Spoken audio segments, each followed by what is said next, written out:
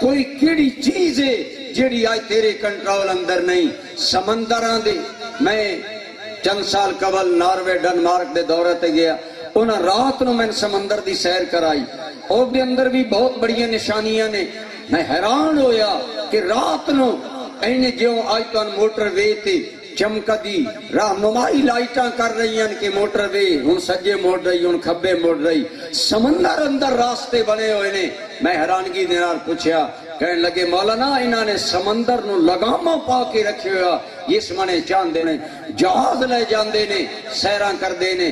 عرض انسان سمندر دا سینہ چیر رہا ہے, پہاڑاں دے سینہ چیر رہا ہے, ہوا بڑی تیز ہوندی ہے لیکن ہوا دے کندھیاں تے انسان سفر کر رہا ہے. کر رہا کہ نہیں کر رہا؟ سیٹلائٹ دے ذریعے اپنا موبائل نظام, اپنا تمام نیٹ ورک اسی چلا رہے ہیں.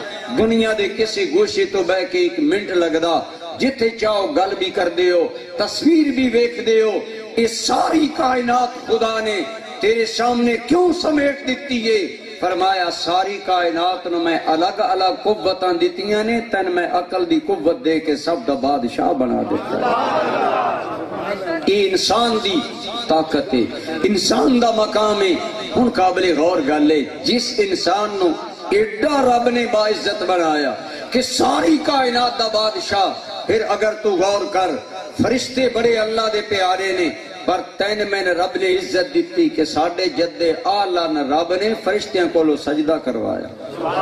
وَلَقَدْ كَرَّمْنَا بَنِي آدم, اللہ کریم فرمان دے نے میں نے اے اولاد آدم کو بڑیاں عزتاں دیتیاں نے, ہر منیوں ساریاں عزتاں میں نے تو ہانوں دیتیاں نے.